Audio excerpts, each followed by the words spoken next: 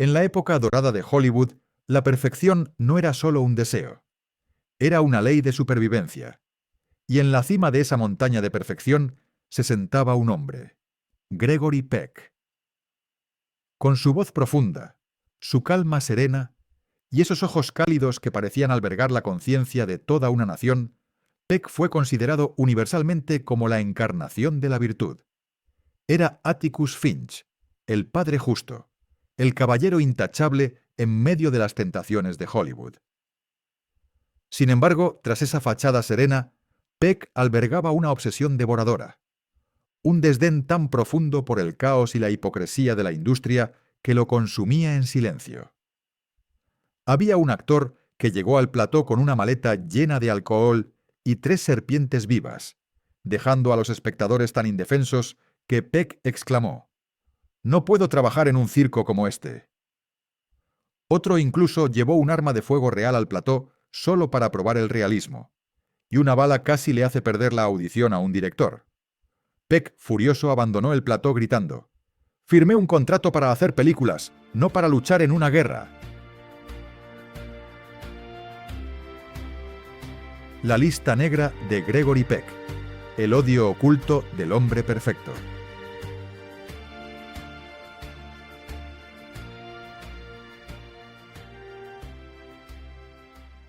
Durante décadas guardó silencio, pero en sus últimos años los secretos comenzaron a filtrarse.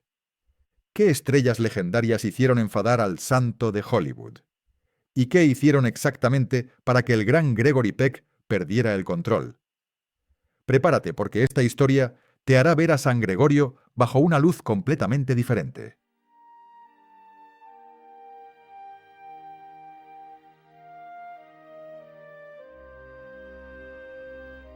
¡1! Marlon Brando.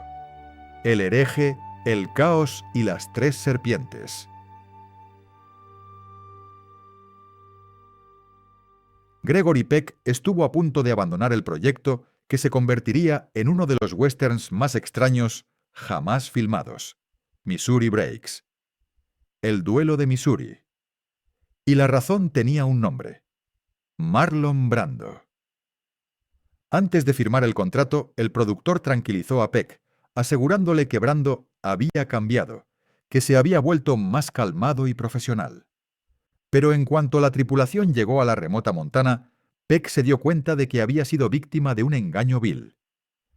Brando apareció en el set no como un actor, sino como un acto de sabotaje andante. Llegó con una maleta llena de licor, 3 serpientes vivas que usaba como mascotas de apoyo emocional, y un piano de juguete al que llamaba su ERRAM, herramienta de transferencia de energía. Cada mañana el caos comenzaba. Brando se sentaba solo en un rincón del plató, tocando notas disonantes en su piano de juguete y murmurando: «Hoy voy a actuar usando el color azul». Peck, un hombre que valoraba la disciplina militar y el guión como si fuera la Biblia, comenzó a desmoronarse ante este circo. Se acercó al director y le preguntó con absoluta exasperación: «¿Qué demonios está haciendo?». Un miembro del equipo respondió, temblando: «No estamos seguros, señor Peck. Dice que es una nueva forma de conectar emocionalmente». La tragedia no terminó ahí. El marcado contraste entre las 2 estrellas alcanzó su cima. Peck llegaba al set puntualmente a las 7 de la mañana, habiendo memorizado meticulosamente cada página del guión. Brando, por el contrario, aparecía a las 11:30 de la mañana, con un gorro de lana calado hasta la cabeza y sosteniendo una paloma viva. Lo declaró descaradamente delante de toda la tripulación: «Ella actuará conmigo hoy. Quiero que el público sienta la amistad entre un hombre y un espíritu libre». Todo el equipo guardó silencio ante tanta arrogancia. Cuando comenzó la escena, Brando no pronunció ni una sola línea correctamente. Soltó la paloma al aire, mirándola con la mirada perdida, ignorando por completo a Peck, que permanecía inmóvil, con el guión inútil en la mano. Peck se sintió profundamente insultado, humillado. Unos días después, Brando empezó a susurrar todos sus diálogos, haciendo que los micrófonos no pudieran captarlos. Al presenciar el desastre, Gregory Peck llegó a su límite. Se volvió hacia el director, Arthur Penn, y con voz suplicante dijo: «Arthur, necesito ver a un psiquiatra. O él o yo». El director apartó inmediatamente a Brando y le gritó: «Marlon, esto es una película, no un exorcismo. Gregory no puede seguirte el ritmo». Brando simplemente se rió, encendió un cigarrillo y dijo en voz baja, pero lo suficientemente alto para que Peck lo oyera: «Entonces, que lo intente. Quizás aprenda algo». Esa noche, Peck estaba sentado solo en el bar del hotel mientras Brando se encontraba en el otro extremo. Se reía a carcajadas mientras el vino de su amigo se derramaba. Peck permaneció sentado rígido, con la mirada fría fija en su whisky. Ninguno de los dos pronunció palabra, pero el silencio era más denso que el odio. Años más tarde, cuando le preguntaron por Gregory Peck, Brando simplemente curvó los labios y respondió secamente: «Greg es como una estatua de la Victoria, guapo, frío y sin alma». Y cuando Brando falleció, un periodista le preguntó a Peck si sentía algún arrepentimiento.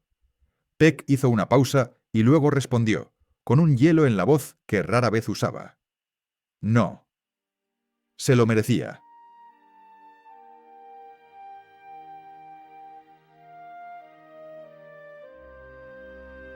Segundo, Frank Sinatra. La arrogancia, el caos y el olor a whisky.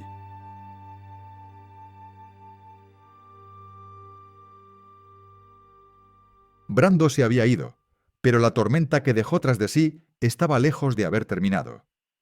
Gregory Peck pensó que nunca más tendría que soportar otra presencia caótica en el plató, hasta que conoció a la siguiente persona en su lista: Frank Sinatra. En el set de Captain Newman, M.D. Ambos tuvieron un enfrentamiento casi físico. Peck era el tipo de actor que llegaba al plató a las 6 de la mañana, preparado y listo para trabajar. Sinatra era todo lo contrario. A menudo llegaba después del almuerzo, a veces todavía oliendo al alcohol de la noche anterior, lo que obligaba a todo el equipo a esperar durante horas. Sin embargo, nadie, desde el director hasta los técnicos de iluminación, se atrevía a objetar. Sinatra estaba en la cima de su carrera, no solo como actor ganador de un Oscar, sino como un ícono cultural con conexiones que nadie quería probar. La falta de profesionalismo de Sinatra era un insulto directo a todo lo que Peck representaba. Así que un día, cuando Sinatra llegó tarde e indiferente, Peck le dijo en voz baja al director: «Si no estás sobrio para la próxima toma, abandono esta película». El director, plenamente consciente del poder de Sinatra, solo pudo suplicar: «Greg, este es Sinatra, no quieres problemas, no lo provoques». Para un cantante de salón como Sinatra, el cine era simplemente un pasatiempo.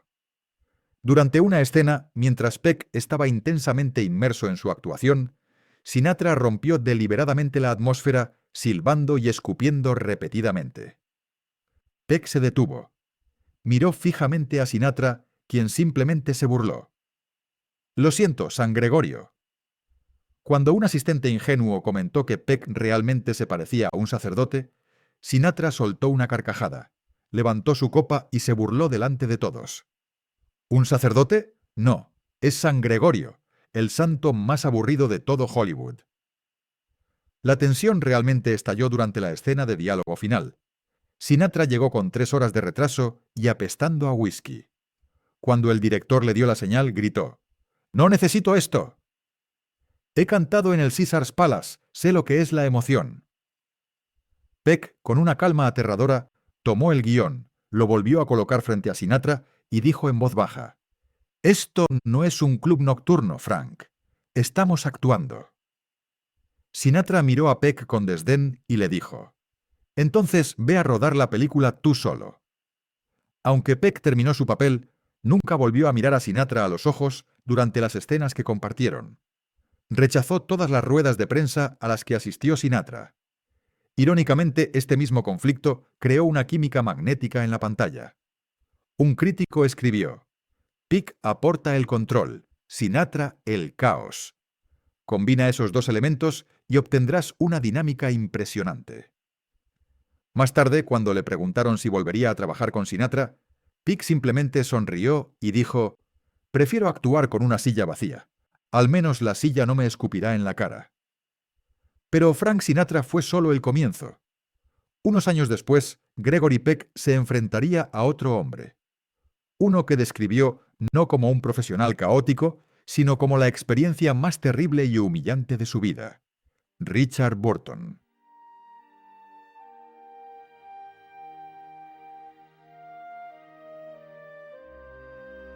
Tercero, Richard Burton.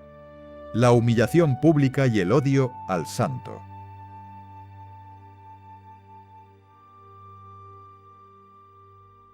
Para Gregory Peck, su único encuentro real con Richard Burton fue una pesadilla de la que nunca se recuperó.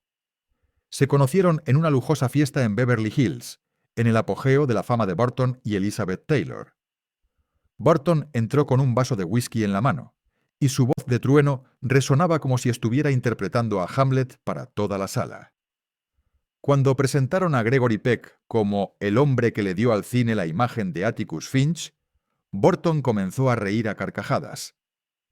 Borracho, anunció a la multitud de estrellas: «Gregory Peck no es un actor, es un discurso de derechos humanos envuelto en un traje caro». Toda la sala estalló en carcajadas incómodas ante tal despliegue público de arrogancia. Pero la cosa no quedó ahí.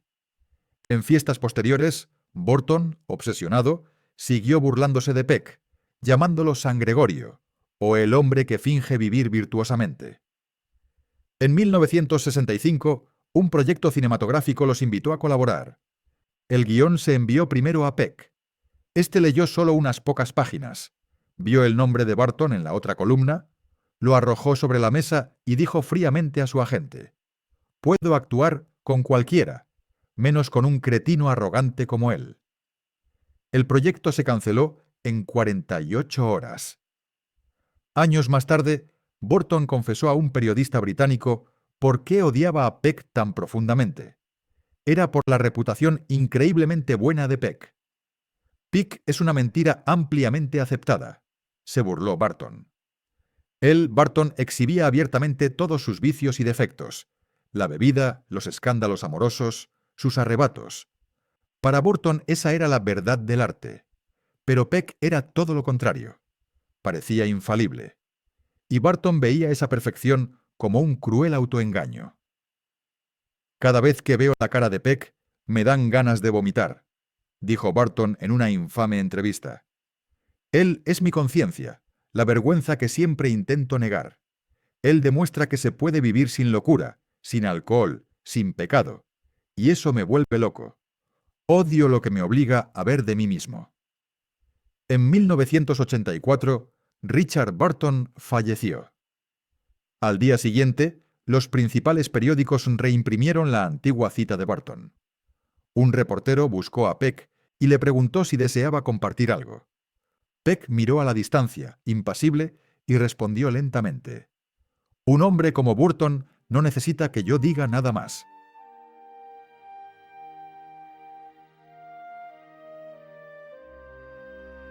4. John Wayne. Las dos almas opuestas de América.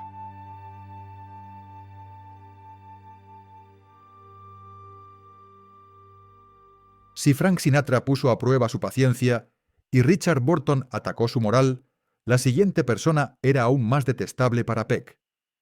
Fue un enfrentamiento simbólico entre dos almas que representaban las dos mitades opuestas de Estados Unidos: John Wayne.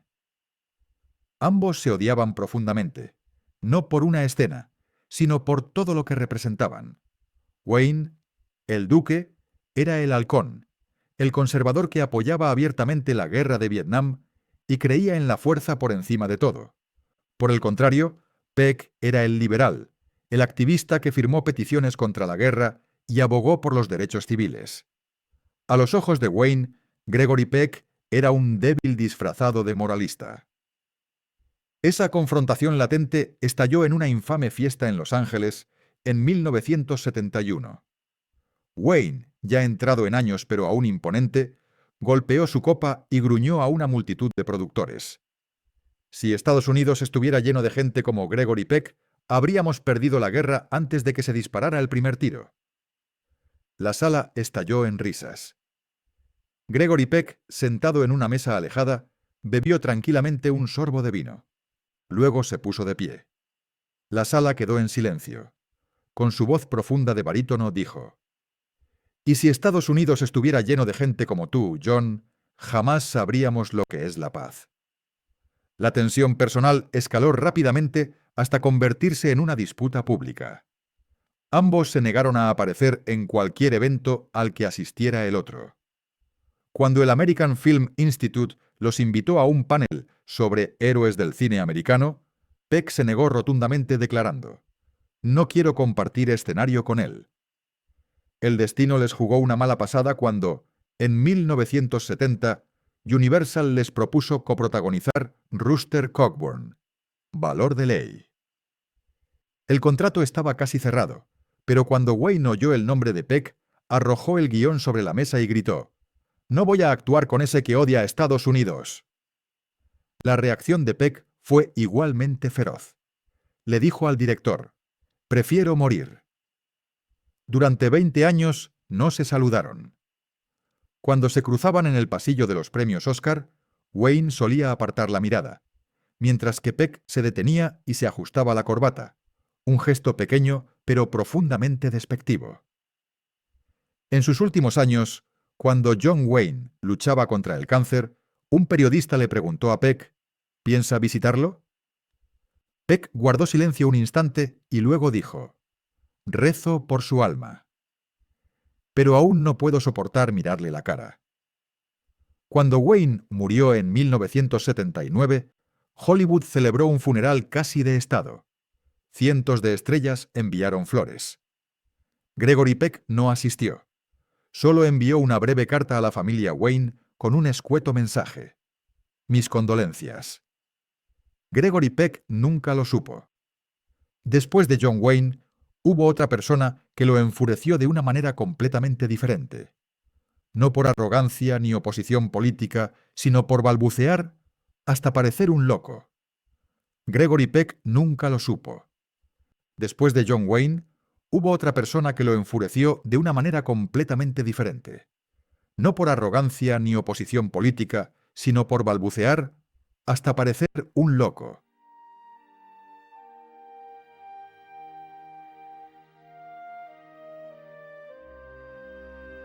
5. Orson Welles, el lunático que despotricaba.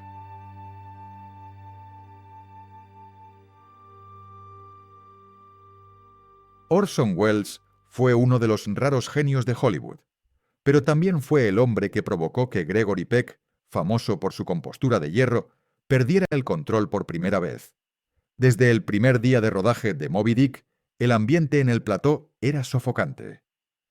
Peck llegó a tiempo, listo para el inquietante papel del capitán Ahab.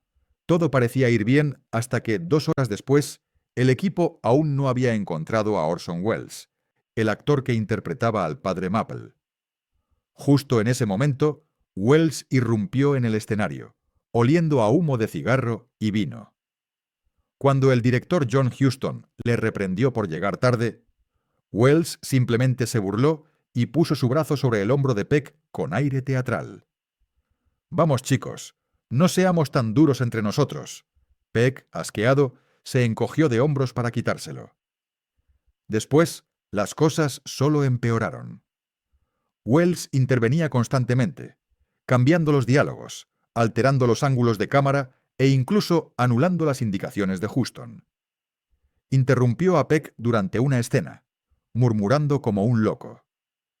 Durante la escena del sermón, Welles decidió recitar las líneas a su manera, con una voz frenética e hipnótica.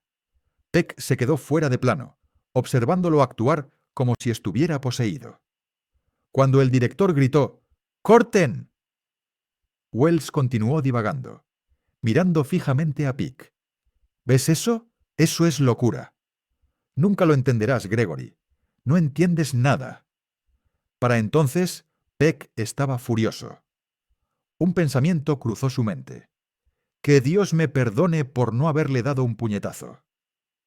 Pero Wells no le prestó atención, mirando al cielo y echando la cabeza hacia atrás. «Oh, no sabe lo que es la locura. ¡Qué criatura más patética!». Desde ese día, Peck comenzó a evitarlo. En una entrevista, cuando le preguntaron por Wells, Peck respondió con poco entusiasmo. ¿Cómo decirlo? Era como un hombre caído del cielo. La experiencia con Wells le ayudó a comprender que el genio no siempre viene acompañado de integridad.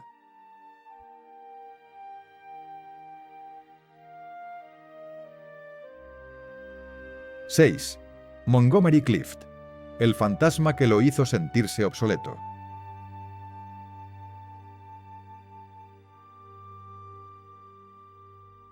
Pero entonces, después de todos los hombres ruidosos, arrogantes y dementes a los que Peck se había enfrentado, la persona que le causó la mayor lucha interna jamás pronunció una palabra contra él. Ningún desafío, ningún insulto. Simplemente su existencia. Y esa mera existencia bastaba para que Gregory Peck sintiera que se desvanecía. Gregory Peck nunca lo dijo explícitamente, pero todos sabían que envidiaba a Montgomery Clift. Clift llegó a Hollywood como un viento extraño, silencioso, gentil y de una fragilidad desgarradora. Mientras tanto, Peck, famoso por su compostura, comenzó a sentir que su propia estrella se apagaba. En 1960, el director Carl Foreman invitó a Clift a una audición para un papel en Los cañones de Navarone. La audición duró apenas 20 minutos, pero nadie pudo olvidarla. Clift habló muy poco, su voz apenas audible, sus ojos húmedos, su mirada temblorosa, como si reviviera una herida real. Todo el plató quedó en silencio. Foreman declaró: «Brillante. Es el alma de la película». Cuando la noticia llegó a oídos de Peck, él estaba en la cima de su fama. Pero esa fama de repente se sintió terriblemente frágil. Clift, el joven actor con un estilo completamente diferente, había introducido en Hollywood un nuevo concepto. Un héroe que no necesitaba músculos, solo dolor. Peck llamó inmediatamente a su agente, con voz tensa. «¿Están buscando un protagonista masculino completamente opuesto a mí, no?», se preguntaba constantemente, incapaz de ocultar su creciente inquietud. Esa noche, Peck se llevó a casa la cinta de la audición de Clift y la vio solo. La luz plateada se reflejaba en su rostro, iluminando un silencio denso. Cuando la pantalla se apagó, su ama de llaves entró y lo encontró todavía sentado allí. Entonces Peck habló en voz baja, casi en un susurro. «Acabo de ver el futuro de Hollywood, y estoy a punto de quedar obsoleto». En ese momento, Gregory Peck comprendió que Hollywood había cambiado. Su generación, los héroes de acero, estaba dando paso a aquellos que aportaban emoción cruda y real.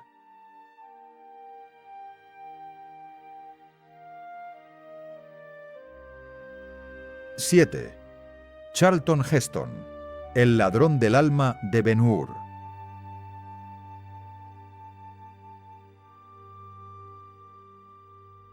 Justo cuando estaba asimilando la sensación de ser reemplazado por Montgomery Clift, recibió otro golpe. Esta vez de alguien aclamado como el heredero de su propio trono, Charlton Heston. Heston era, a ojos del público, el arquetipo masculino perfecto.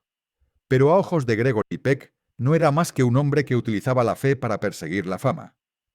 En 1957, el director William Wyler invitó a Peck a asumir el papel principal en Ben-Hur. Peck leyó el guión, se detuvo largamente en la escena de la carrera de carros y luego lo dejó suavemente y se negó, declarando: «No quiero convertir la fe en una herramienta para ganar dinero». 3 meses después, el papel fue para Charlton Heston. Al enterarse, Peck simplemente se burló. Hollywood ha elegido a la persona equivocada. Todo habría terminado ahí de no ser por la rueda de prensa. Cuando un reportero le preguntó a Heston cómo se sentía al reemplazar a Gregory Peck, Heston comenzó a hablar con arrogancia. «La fe no necesita un tipo tan guapo». La declaración se extendió por Hollywood. Heston había tocado lo más sagrado para Peck, su integridad personal. Peck, furioso, arrojó el periódico al suelo y declaró: «Está interpretando a Dios sin creer en él». Trágicamente, cuando Ben-Hur se estrenó en 1959, fue un éxito rotundo, ganando 11 premios Oscar, incluyendo el de mejor actor para Charlton Heston. La noche de la gala, Peck estaba sentado en la tercera fila. Cuando Heston subió al escenario, la sala entera estalló en aplausos, pero Peck permaneció en silencio. No sonrió. Su mano apretaba la copa de vino con tanta fuerza que casi la rompe.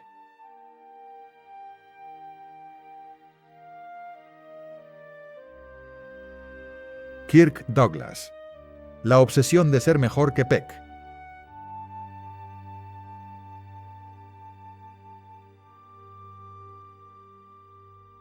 Pero Hollywood nunca permite que una disputa termine fácilmente.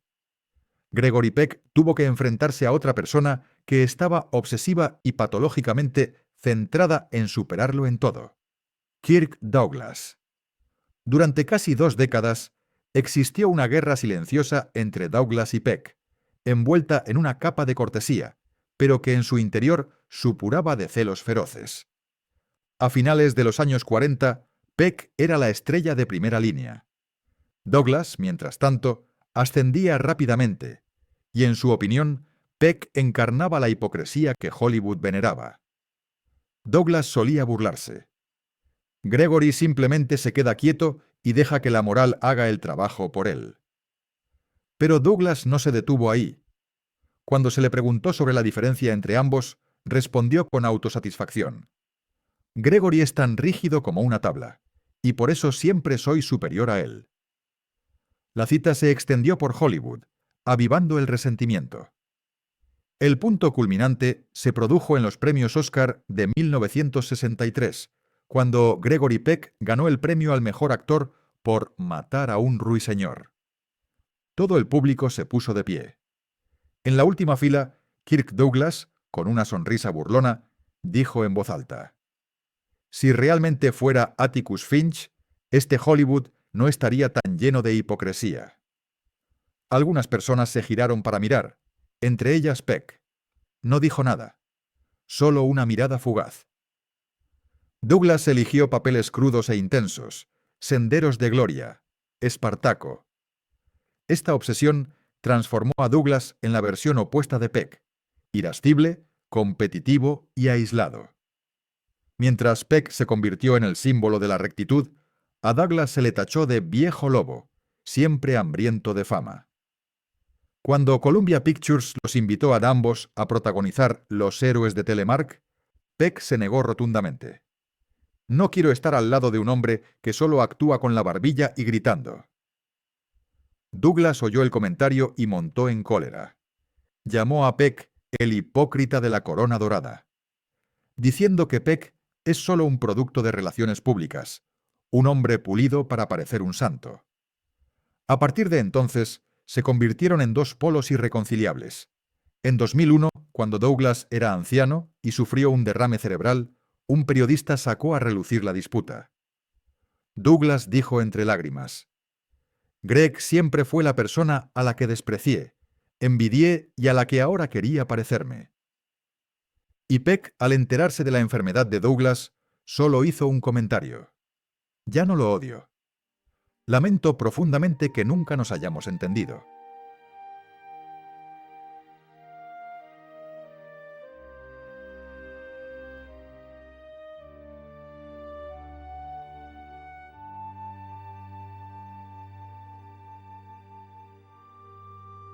Hollywood. Ese lugar al que el mundo todavía llama la glamurosa fábrica de sueños, pero que en realidad es un gigantesco escenario construido sobre la ilusión. Bajo la superficie brillante se esconden profundas grietas de falsedad. La fama se convierte en moneda de cambio, el cuerpo en una herramienta y la soledad en una deuda que nadie puede saldar. Incluso la verdad debe ser recortada para ajustarse al horario estelar. La luz de Hollywood no ilumina el alma, la consume desde adentro. Detrás del telón de terciopelo yace un cementerio de almas que alguna vez creyeron que el foco de atención las salvaría. Pero el foco mediático nunca fue la salvación. era el fuego consumidor. Lo llaman el sueño americano. Pero si te quedas quieto el tiempo suficiente en medio de los vítores, oirás otro sonido. Débil, crudo y humano. El suspiro de aquellos que alguna vez creyeron en la luz, antes de darse cuenta de que la luz nunca les perteneció. ¿Y tú? ¿Quién crees que de todos estos nombres le hizo más daño a Gregory Peck? ¿O crees que su intransigencia fue el precio necesario para su genio? Deja un comentario a continuación para unirte a la discusión. No olvides suscribirte, activar la campanita de notificaciones y compartir el vídeo, para que no te pierdas otras historias sorprendentes del backstage de Hollywood que casi con toda seguridad nunca antes habías escuchado.